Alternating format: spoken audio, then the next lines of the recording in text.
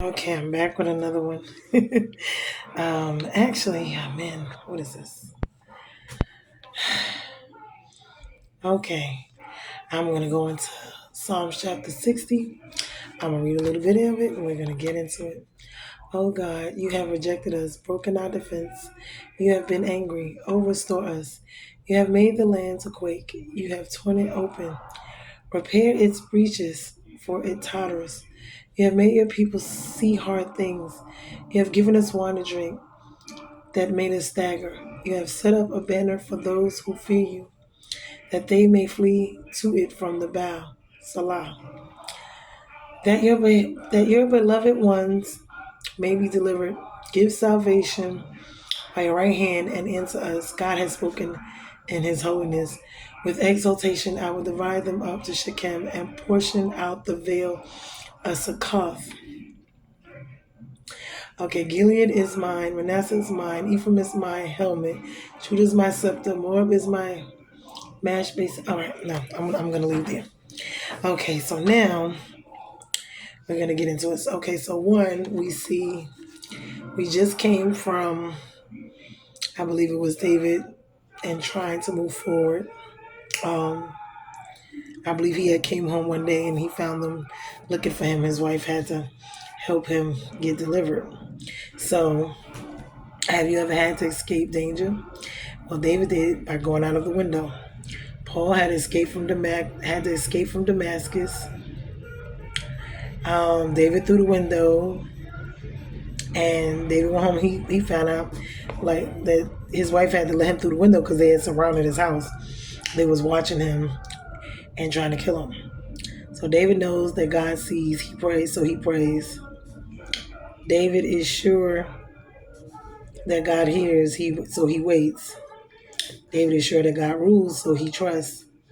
David is sure that God delivers, so he sings. So when we think about all of these things, we get to the point of, I guess, between deliverance and being vindicated, or deliverance and defense is, being defended. So when we're looking at these things right now, because he's talking about after all of these things have transpired. So now we get to the point where this is the victory. So he's come up from all of that. And now after the victory, so this is where we are. Okay, be careful of pride because God did it, not you yourself. So what ended up happening, David fought the Arameans and Amorites. Edom made a surprise attack from the south, which was something else. That was a dire threat. Remember the Edomites, those are Esau's kids. David's response in this psalm proves that it's labeled for instruction, meaning likely because of the outcome.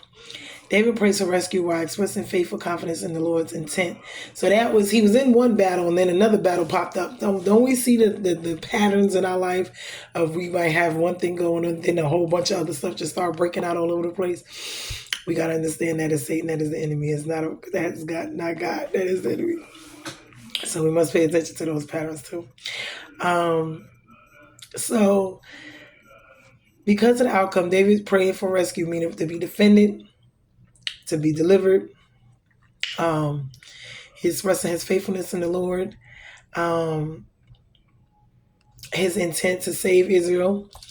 Abishai was sent by David and aided Joab, which was enabled to encounter the Edomites and attain a great victory, because that's what actually ended up happening. And the Hebrew phrase, Susan Edu literally means lily of the testimony. So many Bible versions translated into the English as to titles of melodies associated with various songs. Remember, these are like poems. These are like praises, worship songs, to God that, whenever David is going through some stuff, this is what he does. So what is going on is he was expressing grief and horror because of what went on. But despite this, he's thanking God, even in the circumstances, which is what we saw before. because we don't know how God is going to deliver us. Sometimes it may be confusing. The situations and circumstances, they may be grim. They may be, looking really bad on the outside, as far as what we can see. But then God, He knows, the future. He knows what's coming. He knows what He's doing. So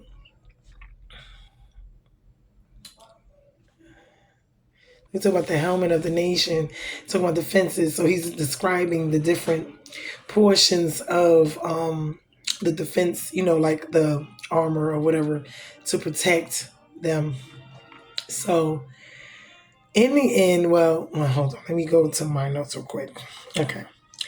Okay, first of all, when we do win the battle or after the battle, we have to be careful of our pride, because it's not us when we get delivered. So after we get delivered, after all of the trials or triumphs, and God delivers us, this is a special key point, because sometimes we get the big head, forget God. God did it and not us. One problem down solved, then here come another one, like I said before, arises. Let God lead. He will take the wheel. He will take you to victory. Whenever Israel suffered defeats, it was because God was displeased with them. Usually, this was the reason, or it was a lesson, or it was a time of separation from God, meaning they abandoned Him.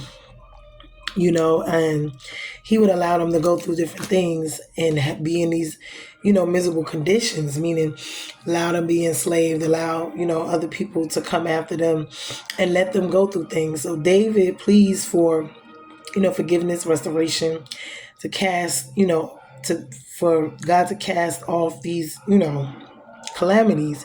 Because whenever we leave God, we notice that our lives kind of fall apart. That's what comes upon us. So when the calamity came, because God allowed it because of their disobedience, so they was defeated, the people. So the whole earth is our school, and God is still the teacher, and He can still heal. He still teaches. He still shows. He is the balm in Gilead. Jesus allowed them to get drunk from wine and have them in confusion. They did not understand what God was doing in this judgment time, meaning because it was their discipline time.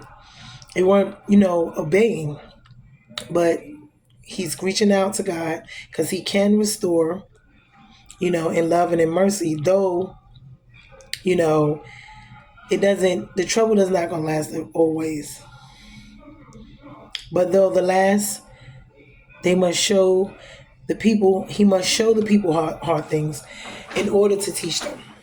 Sometimes they have to go through these different things to grasp His grace, to grasp His mercy, so that they can be thankful, so that they can be appreciative of what He does, because He allows them to get broken, but David still waves the banner. And he talks about Jehovah Nissi, that means deliverer, rescuer. And depending on their alliance with God, God is either going to allow them to grow closer to Him, and He's not going to fail by the wayside, or if they continue to rebel, He'll allow them to get further and further into their own sin, which is their repeated pattern. As we can see, it's been a lot of ups and downs with Israel, because Israel is very hard-headed, just like us, human beings. And we tend to do stuff, that's not according to Him, or we get sidetracked, distracted, we get tricked into different things. God uses it all still. He uses it all with His grace and His mercy and His faithfulness, still to put us back on the right path and to help us. But we must understand that when we come out of certain things, after we've gone through, we must learn a lesson, and God is always trying to teach us something. So, and we must learn what it is, like when they fall and He allows them, you can't turn your back on God, and that's His main thing. Like, we turn our backs on Him, we leave Him for all these other people, places, and things, other people come around, other things, the job of our life, or the spouse, or the children, or our friends, or our family, or money, or power, fame, or whatever. And we get tricked, we get sidetracked, we get distracted, and we tend to, kind of, after everything is all good, kind of fade away and kind of not pray anymore, not go to church, or, not read our word anymore. And we slowly start to fall back into those, not have a prayer life. We'll start falling back into those, sinful natures or sinful ways, and it's easy for us to go back to them because we're not really seeing, it all at once. The big picture is just slowly taking us away from God. So we have to pay attention even after we win victories, after God deliver us, and after He defends us and deliver us, because He defends us first from our enemies, and then He delivers us. Okay, and that means just taking us into the next season of our life after the victory, and then suffering. So I hope this message blessed you guys. It blessed me as well. You can read the rest of it because it's a lot that goes with that. He's talking about Moab was my waist basin, upon Edom I cast my shoe. Over Philistia I shout my trumpet. Who will bring me to the fortified city? Who will lead me to Edom? Have you not rejected us, O God? He's talking about, how they went through it. But you can read the rest of it. It is a beautiful psalm. It is a beautiful, because a lot of these are either songs or actual psalms, meaning praise and worship or poems to God of whatever it is that David was going through. He was a man after God's own heart. He was praising and worshiping God in whatever situation he has found himself in. But as we can see, these things really happen as if they were happening now. There's no different. These people are no different from us except for the relationships that they have with God, I would say. But basically, David he was a young man, just like, his young men here. We're young women, men, whatever. We go from being young to middle age to old, and God is with them. So we're just seeing how their lives played out, but God still used them. And that's the thing that baffles me, is like, no matter what David did, no matter what they were going through, God still used them.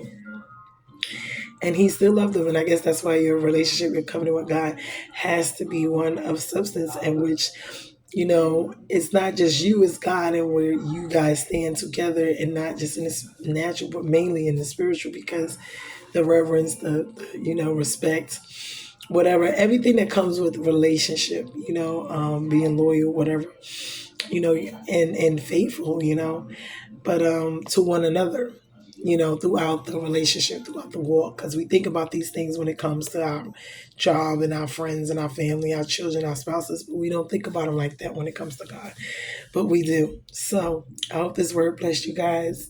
We're bruised and not broken. I'm going to get some more done. I have a lot that I backed up on. I'm trying to catch up with. But we are bruised and not broken. Be blessed, you guys. I hope this message blessed you. It blessed me.